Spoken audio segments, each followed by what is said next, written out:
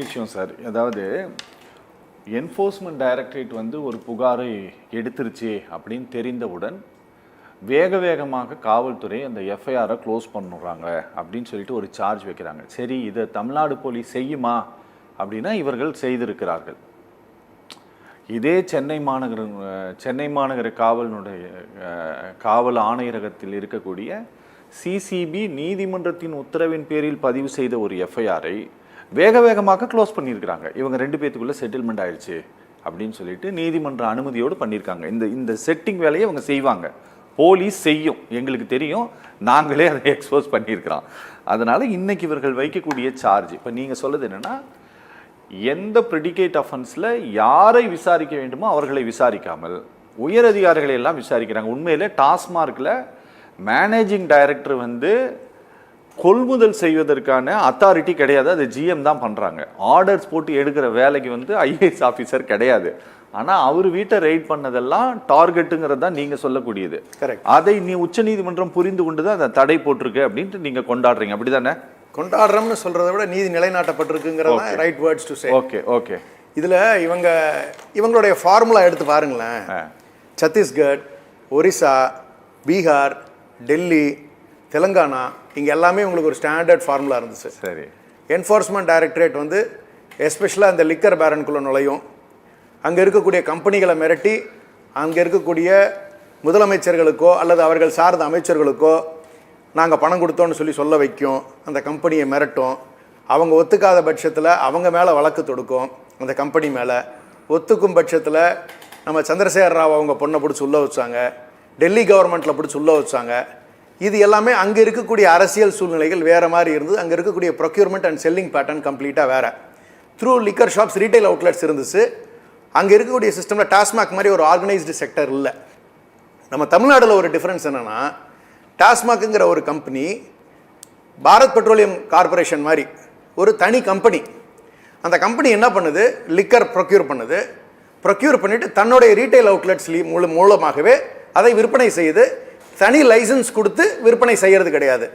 So procurement and sale ரெண்டுமே ஒரே organisation தான் வந்து செய்யுது. அப்போ இவங்களுடைய முதல் பிரைமரி குற்றச்சாட்டு என்னவா இருந்துச்சுன்னா, பாட்டிலுக்கு மேலே 10 ரூபா வாங்குறாங்கன்னா ஃபஸ்ட்டு இவங்க சொல்லி உள்ளே வந்தது இடி. அதுக்கு என்ன கம்ப்ளைண்ட் எடுத்திருக்கீங்கன்னு சொல்லி கேட்கும் பொழுது 47 கம்ப்ளைண்ட் இருக்குது. அப்படிங்கிறதுல 41 வழக்குகள் ஏடிஎம்கே பீரியடில் போடப்பட்ட வழக்குகள். அதில் யாருன்னா தனிப்பட்ட ஆஃபீஸர்ஸ் மட்டும் தான் இருந்திருக்கிறாங்க.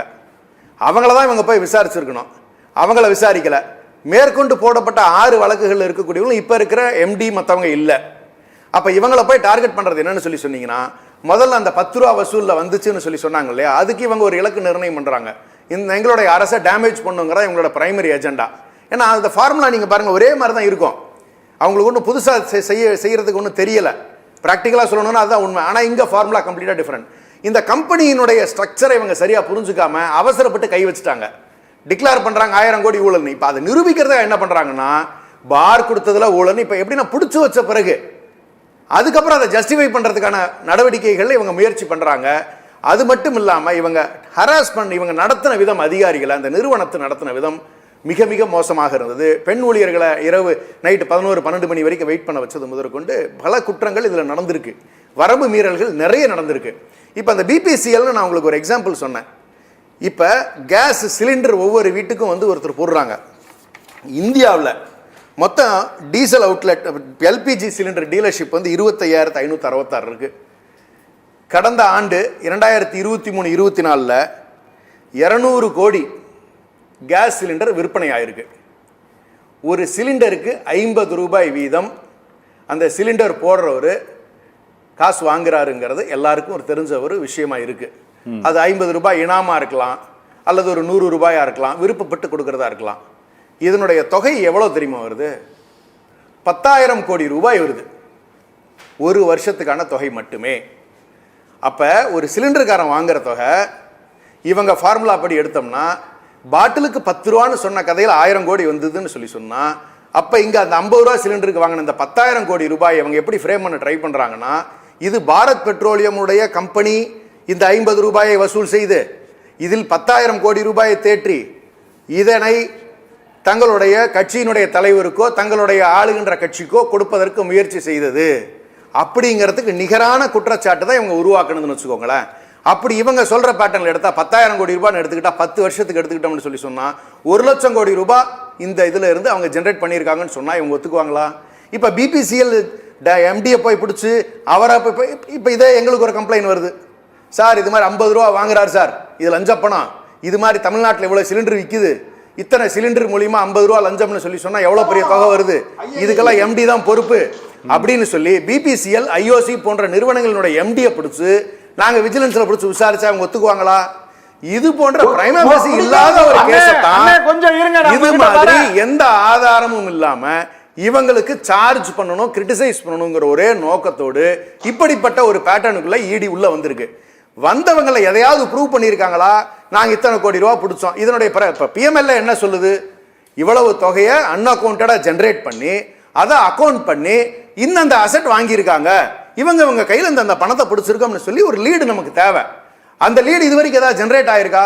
நீங்க கூட்டு போறீங்க, 3 நாளைக்கு விசாரிக்கிறீங்க, 4 நாளைக்கு விசாரிக்கிறீங்க, மறுபடியும் திரும்ப இந்த மேட்டர் டாப் அவுட் ஆகுது, மறுபடியும் திரும்ப 4 நாள் விசாரிக்கிறீங்க, 5 நாள் இது ஒரு தொடர்கதையா நீங்க கொண்டு போயிட்டு இருக்கீங்க.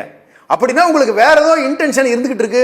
அது நிறைவேறாத காரணத்தினால நீங்க அதிகாரிகளை மிரட்டும் தோனிக்கு நீங்க போயிட்டீங்க, அதிகாரிகளை கட்டாயப்படுத்துறீங்க, அதிகாரிகளுக்கு நெருக்கடி கொடுத்துருக்கீங்க.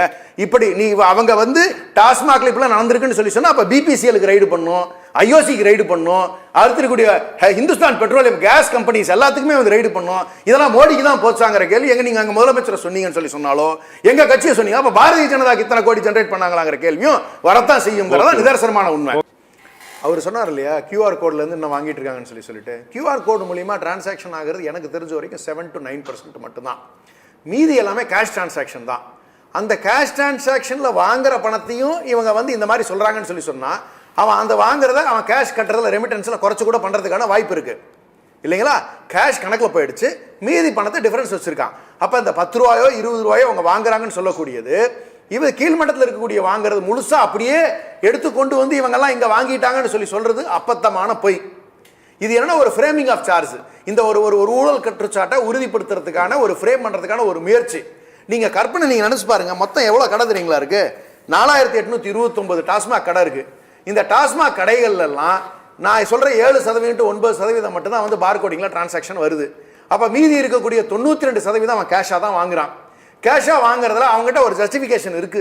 அவன் 5 ரூபா 10 ரூபா சேர்த்து வைக்க என்ன தெரியுமா சொல்லலாம், சார் நாங்கள் எக்ஸ்ட்ரா ஃப்ரீசர் வாங்கி வச்சிருக்கோம் சார், கூலிங்காக கேட்குறாங்க, அப்படி இருக்கும்பொழுது நாங்கள் அதுக்கான சார்ஜஸ் தான் 5 ரூபா 6 ரூபா சேர்த்து வச்சு வாங்குறது உண்டு சார், ஏன்னா எங்களுக்கு அந்த ஃபெசிலிட்டிலாம் கிடையாது, எனக்கு சேல்ஸ் டார்கெட் இருக்கிறதுக்காக ஒரு நாங்கள் சேர்ந்து செய்கிறோம் சார், கஸ்டமர் சைட்லேருந்து எங்களுக்கு எந்த அப்ஜெக்ஷனும் கிடையாது.